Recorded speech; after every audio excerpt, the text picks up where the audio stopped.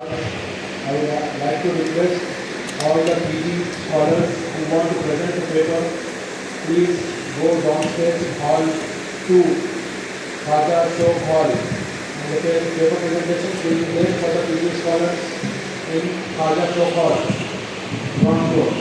Thank you.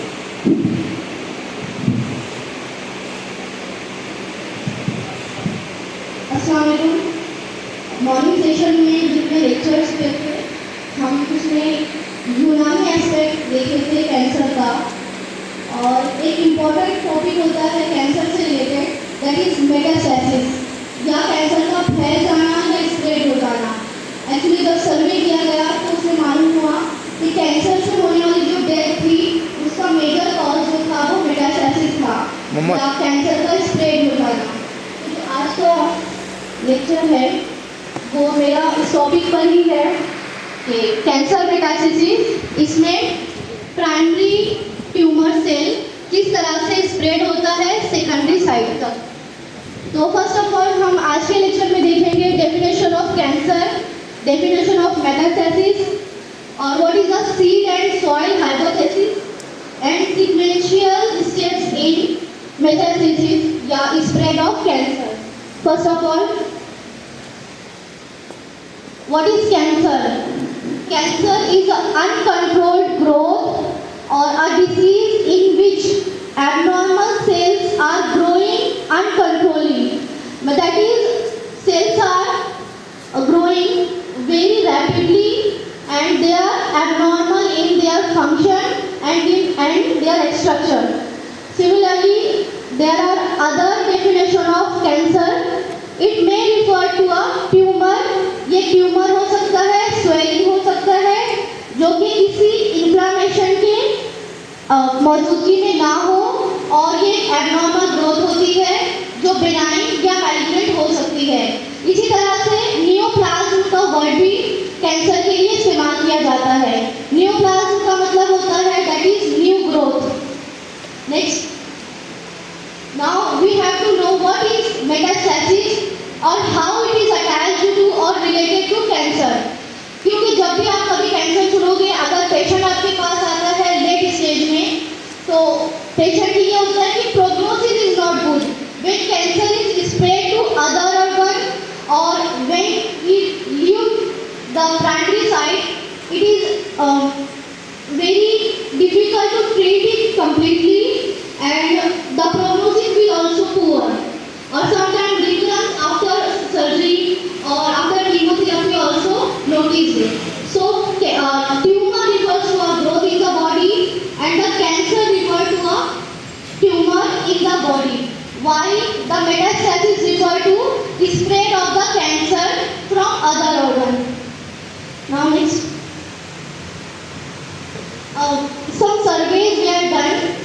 It is noticed that only solid cancers or solid tumors metastasize or they spread.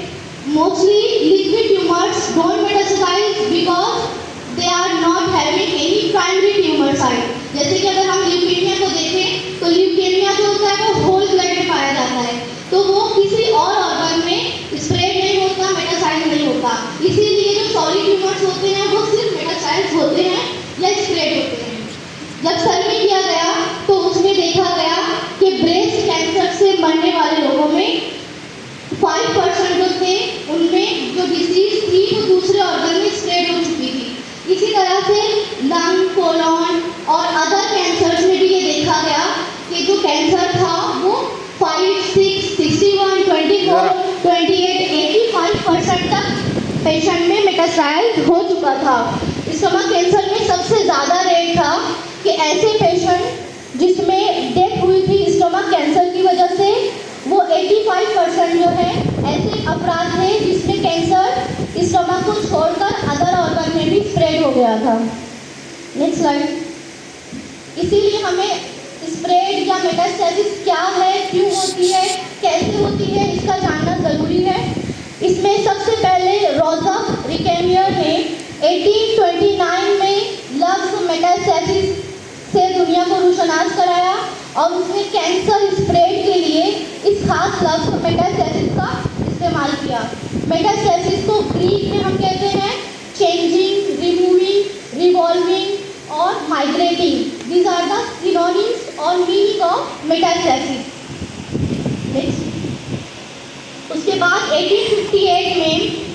Rudolf Virgo ने बताया कि जब tumour cell का एक group या एम्बोलाई सर्कुलेशन ब्लड सर्कुलेशन में आ जाता है तो उसकी वजह से जो कैंसर है वो एक ऑर्गन से दूसरे ऑर्गन तक या किसी के दूसरे ऑर्गन तक स्प्रेड होता है।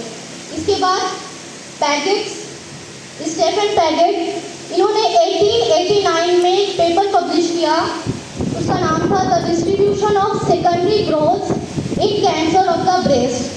इसमें इन्होंने 735 ब्रेस्ट कैंसर के फैटल केसेस को एनालाइज किया और ये बताया कि जो कैंसर फैलता है या स्प्रेड होता है ये बाय चांस नहीं होता, इसके पीछे कोई ना कोई थ्योरी या हाइपोथेसिस है। इसके लिए पैजेट ने हाइपोथेसिस बताई, सीड एंड सॉइल हाइपोथेसिस। अभी किस तरह से बताती है? सीड एंड सॉइल हाइपोथेसिस इस तरह से काम करती है कि अगर एक प्लांट होता है उसके बहुत सारे सीड्स होते हैं और वो पूरी ज़मीन पर स्प्रेड हो जाते हैं, डिस्ट्रीब्यूट हो जाते हैं, लेकिन वो हर जगह ग्रो नहीं कर सकते, तो उसी जगह ग्रो करेंगे जहाँ पे उसको ज़मीन मिलेगी।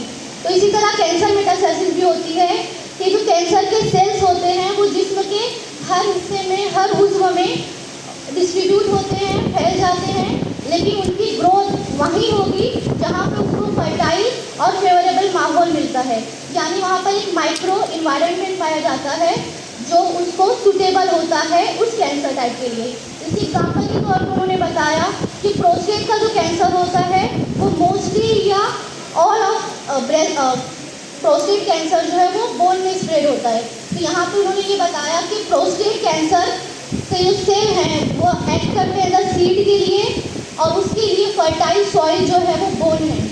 तो यानी हर कैंसर के लिए स्पेसिफिक होता है, इसी तरह से कि उनकी स्पेसिफिक साइट होती है। प्राइमरी कैंसर जो है वो सेकेंडरी तौर पे कहा जाएगा, जैसे अगर लंग कैंसर है तो वो किस ऑर्गन को ज़्यादा इन्वॉल्व करेगा सेकेंडरीली, इस तरह से उन्होंने पैजेट में बताया। और ये होता है सीड एंड सॉइल हाइपोथेसिस।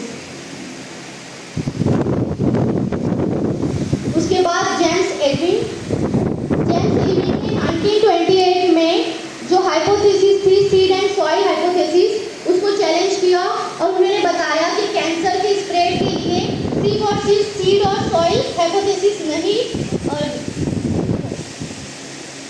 उसको डिटरमाइन करती बल्कि वैस्कुलर और लिम्फेटिक एनाटॉमी भी इसके लिए हिस्सेदार होती है, क्योंकि वैस्कुलर और लिम्फेटिक जो चैनल्स होते हैं वहीं से कैंसर के जो सेल होते हैं वो ड्रेन होते हैं और जब कैंसर के सेल लिम्फेटिक्स और सर्कुलेशन में आ जाते हैं तो यहाँ से वो जिस्म के दूसरे ऑर्गन तक पहुँचते हैं।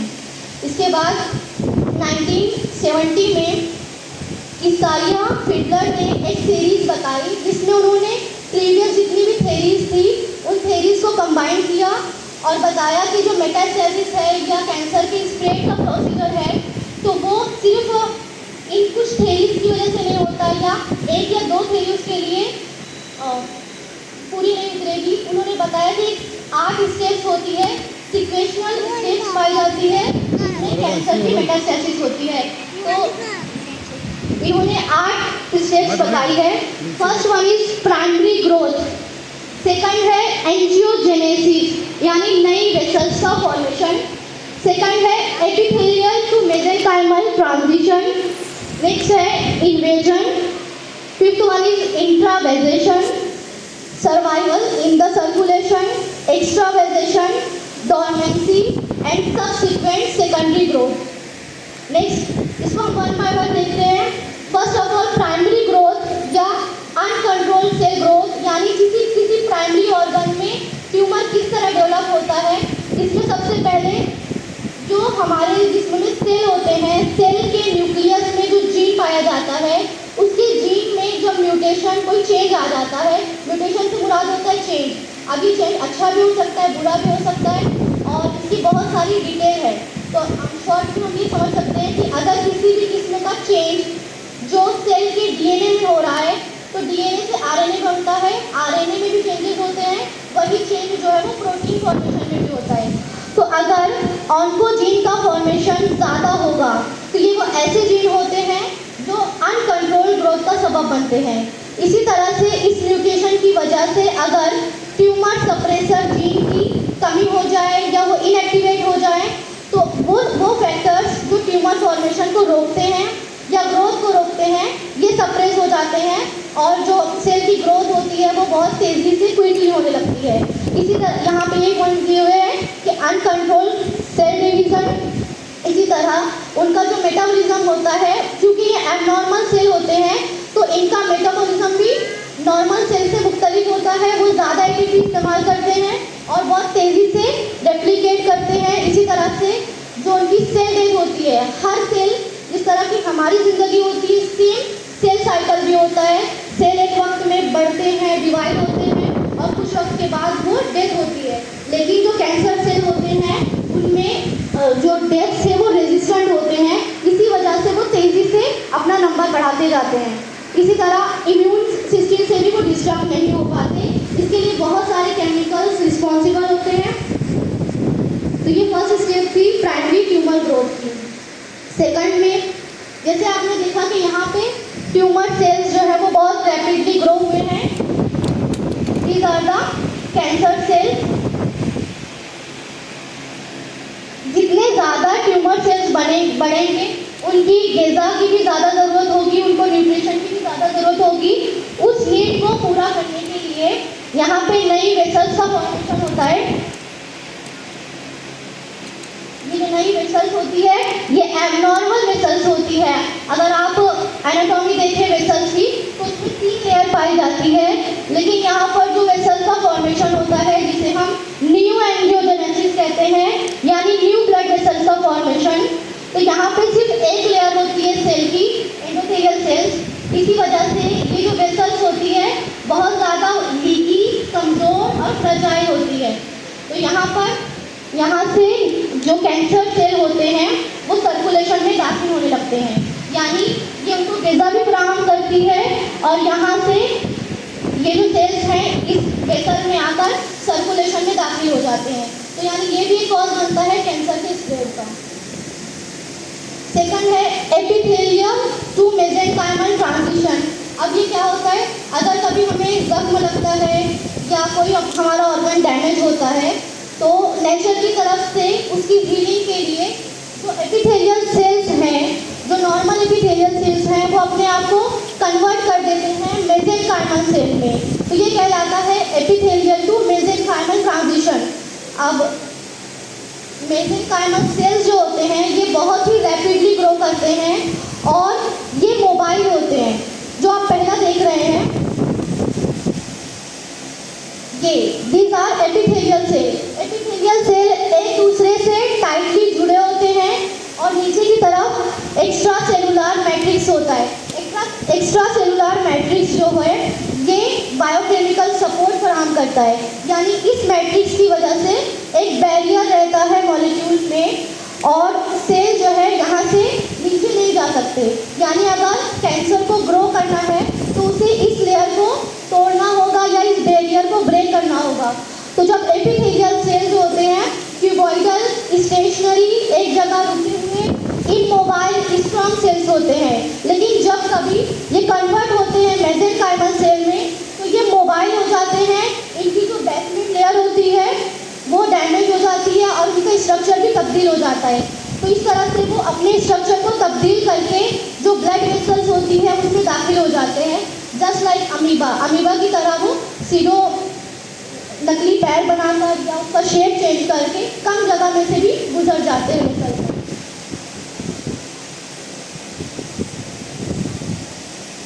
यही पॉइंट जो मैं बता रही थी कि एक्स्ट्रा सेलुलर मैट्रिक्स को ब्रेक करके ही लोकल इन्वेजन या लोकल स्प्रेड होता है कैंसर का। यानी जब तक कैंसर उस जगह पे मौजूद है, उसकी एक्स्ट्रा सेलुलर मैट्रिक्स इंटैक्ट है, तो ये कैंसर कहलाता है कैंसर इन सिटू, यानी दिस इज लोकलाइज्ड कैंसर। और जब वो बेसमेंट मेम्ब्रेन को क्रॉस कर देता है तो ये कहलाता है लोकली इन्वेजिव और स्प्रेडिंग कैंसर। फोर्थ स्टेप है इन्वेजन। इन्वेजन से मुराद ये होता है कि बेसमेंट मेम्ब्रेन को ब्रेक करके जो कैंसर सेल होते हैं वो शेड होने लगते हैं ब्लड वेसल पर और सराउंडिंग स्ट्रक्चर पे, और इसमें मेन यही होता है एक्स्ट्रा सेलुलर मैट्रिक्स का ब्रेक होना। जब वो एक्स्ट्रा सेलुलर मैट्रिक्स को ब्रेक करते हैं तो आसपास जो मौजूद ब्लड वेसल्स होती हैं वो उसके अंदर दाखिल हो जाते हैं। अब ये दाखिल होने का जो प्रोसीजर है